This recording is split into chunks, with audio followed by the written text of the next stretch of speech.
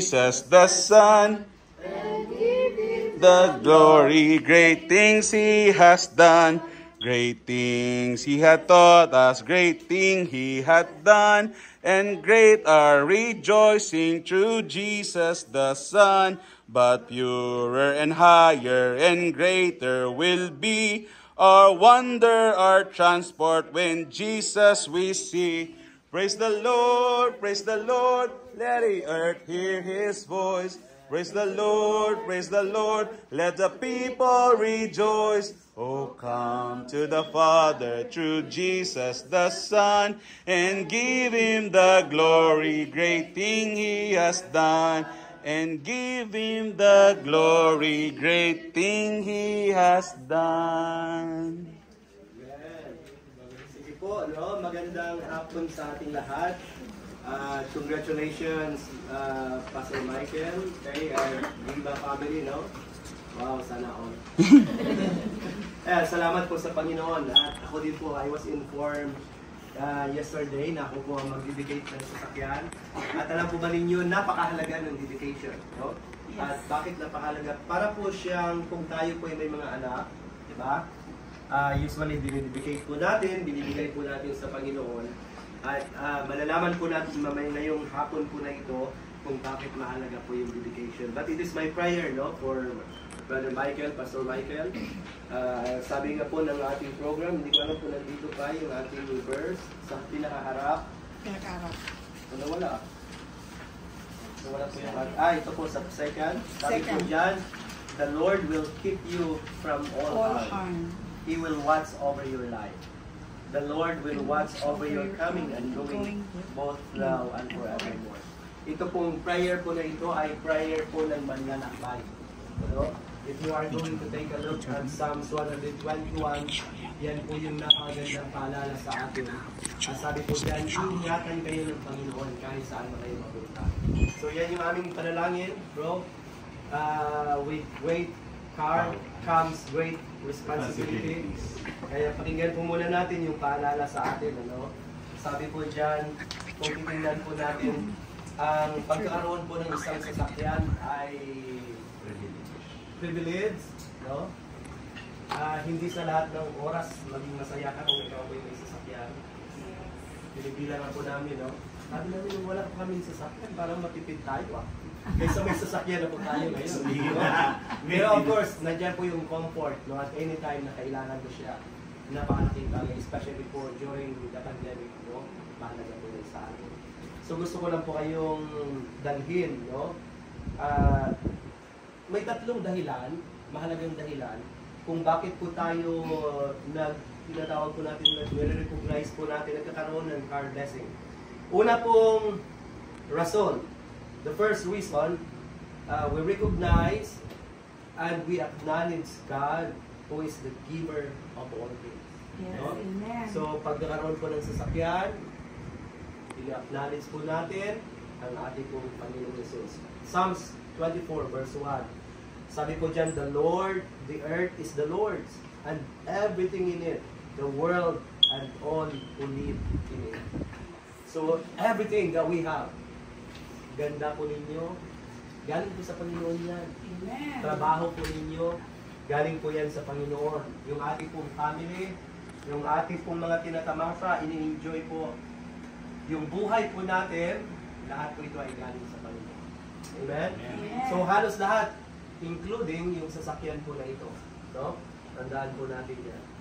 Hindi po tayo, alam po natin, I do believe na yung sasakyan po ay blessing ng Panginoon. Sabi niya doon sa isa sa mga comment, at nabasa ko, sabi po doon, isa sa mga sinabi mo, hindi na ako matatakot bumiyahe ng ano yun? Malayo. Hindi na ako matatakot sa overheat, check engine, mawala ng aircon. Thank you, Lord. Diba? So maganda po ano yan. So, this is a gesture, no, na ginawa ko ngayon ay patotoo po na kinikilala mo na ito po galing sa Panginoon, Pastor Michael. Pangalawa po dyan, when we dedicate this car, we are trusting God na ingatan po ang sasakyan po na ito. Amen? Yan po yung mahalaga. Tandaan po natin, Pastor Michael, mahirap at delikado sa daan. Yes. No? At well, siguro marami pong kwento na meron pong sasakyan, talagang na-aksidente, po sila, may mga minor, may mga major accident, di ba? So, once na nasa daan po tayo, ang delikado po ng sitwasyon po natin. Subalit, ang kagandahan, na dahil may sasakyan po tayo, at palagi po nating, dinidicate po natin ito sa Panginoon, iingatan po tayo ng Panginoon. No? Kasi kahit gaano ka kaingat, tandaan mo, of course, yung iba po dyan ay hindi po nila alam. Talagang delikado po. I remember the story of Titanic. Naalala pa po ninyo ang Titanic? No? May isang pasahero na sumakay sa Titanic, si Mrs. Calwell. Tinanong po niya yung may-ari. Sabi po niya, is this ship really unsinkable? Ang barko po ba na ito ay hindi malulunod? At alam po ba ninyo, sabi ng may-ari, yes, even God cannot sink the ship. Diba? Kahit ang Diyos, hindi po niya kayang lunurin ang barko po na ito. Well, alam po natin ng kwento, after 4 days of sailing, first po nila na trip, hindi nakarating po sa kanilang patutulungan. Nalunod po ang barko ng Titanic. No? But of course, ito po ay, I believe, dahil ito'y galing sa Panginoon, ito'y dahil pinagkatiwala po natin sa Panginoon, iingatan po kayo ng Panginoon, kagaya po ng prayer and David. No? At ito po, Pastor Michael, since you acknowledge and trust God na ang sasakyan po na ito ay galing sa Kanya, use this car to give glory sa Panginoon. No? Gamitin mo ito, unang-una, gamitin mo itong sasakyan para mag-drive ang iyong buong family sa church. Alam naman po natin ang kanyang buhay, no? Talagang kailangan ko ito ng pastor, madam, sa district. Napaka-relational po nito. Mabait po ito, no? Tapusin mo na kayo pag-aaral mo. Yes. And then, of course, gamitin mo ito. Another, Pastor Mike, ay hindi po lamang sa Panginoon, sa church, but even sa family. No? Ito po yung time ni Faye, kasama ng mga bata, na habang ikaw ay nagda-drive, makaka-relax ka rin. Kami yung minsan, sa loob ng sasakyan, ikwenta ng problema. Bonding. Bonding po namin, umaawit sa Panginoon. Minsan ito yung aming time ng prayer time din namin. Tatanungin din dalawang bata, okay, pag-pray niyo natin mga ganito mga concern. So, lalo-lalo na pagka, maganda yung ginagawa mo dati. Prayer drive ministry ka. No?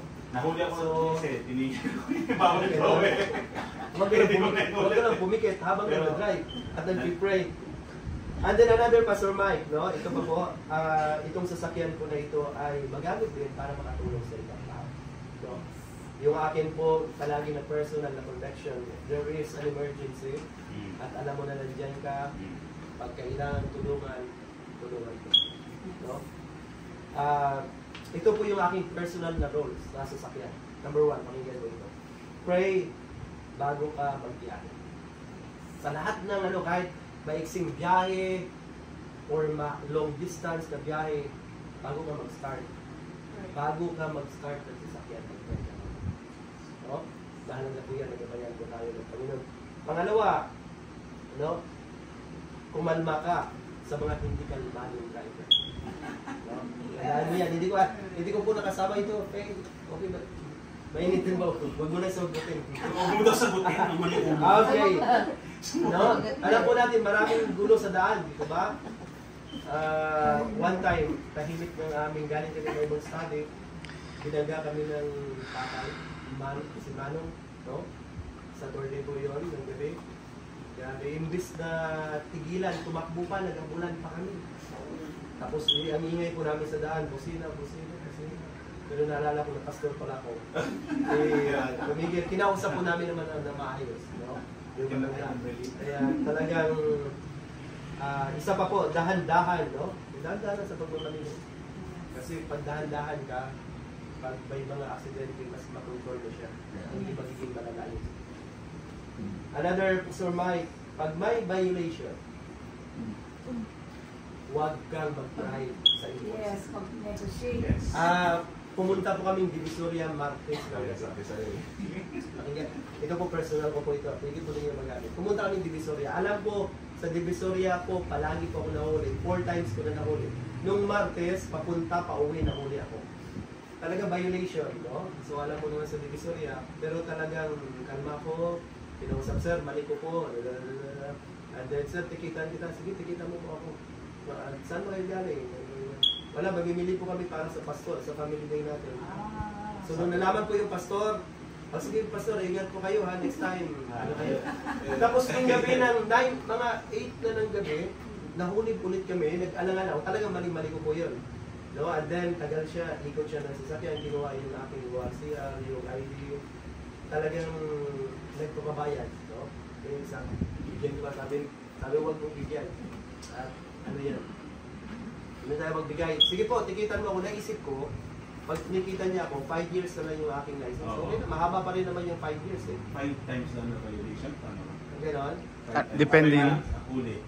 Saka ka mag 5 years demote na na lang. 5 years. O, di ba 10 years dapat yon?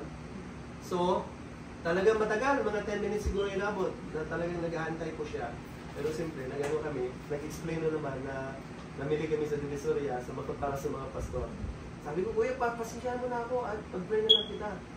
Tapos ano siguro, alam niya na hindi ako magbibigay. Sige po, okay, ingat kayo ha, at sa sunod, mag-ingat sa...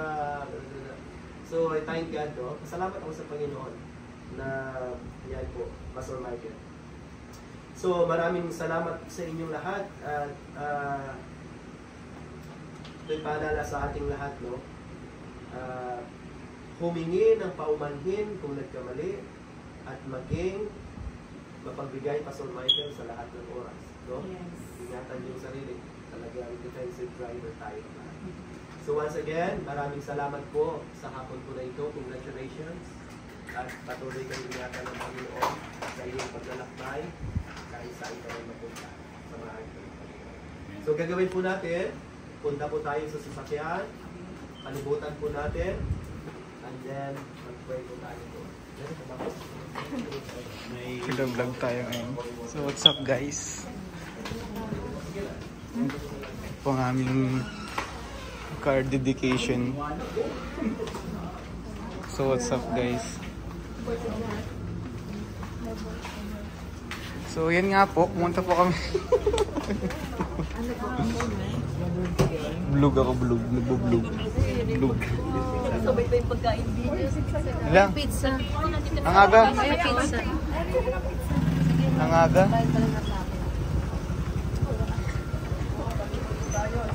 Ikot ba kayo?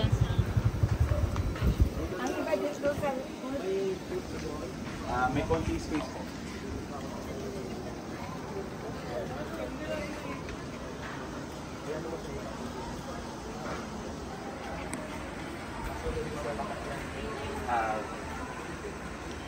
Dito ka kay BS Banda. Dito yung iba. Open mo to. Okay. Dito kayo, i-lihands natin. Sige po, lihands po natin. Mag-pray po tayong lahat. Dito lahat. Na Dito muna, sasakyan dito. po na ito ay ingatan ng Panginoon. Na-open mo lang bro. Baka may dadaanan. Hawak po kayo kahit sa part. Hawak Sige daw. po, mag-pray tayong lahat. Napakabuti mo, Panginoon. Kinikilala ka po namin na Diyos ng aming mga buhay. And we thank you, Father God, sa panibagong blessing na ito sa family Tiba, especially for Pastor Michael, Panginoon, na mag-drive ng sasakyan po na ito. O Lord, tunay nga Panginoon, na ang iyong pagpapala, Panginoon, ay amin pong i-enjoy, Lord God. And I pray, Father God, na ang sasakyan po na ito ay iyo pong ingatan, Panginoon, sa kaliwa, sa kanan, sa harap, sa likod, sa taas, Panginoon, sa baba. Nawa ang sasakyan po na ito, Panginoon, ay patuloy mo po, O Diyos, ingatan kahit saan po sila mapunta, Panginoon. O Lord God, pinapagkatiwala po namin sa iyo ang sasakyan na ito. Kahit sino pong driver, ang uupo, dalangin po namin, Panginoon, na ilayo mo po ito sa disgrasya, Father God. O Lord, Father God, sa hapon po na ito, we dedicate this car in the name of the Father, and of the Son, and of the Holy Spirit. Amen.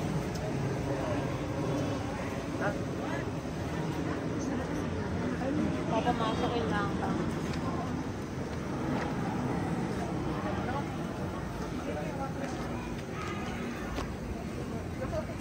ibag. Para lang nang luminis sa loob. Na check engine. Picture, picture ka. Picture tayo. Sobrang ganda. Ikat ko na to pas ah. 2, 3.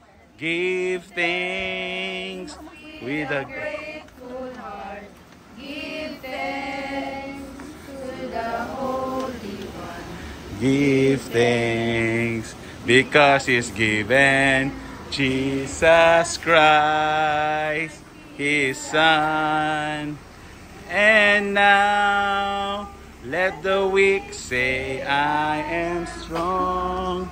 Let the poor say, I am rich because of what the Lord has done for us.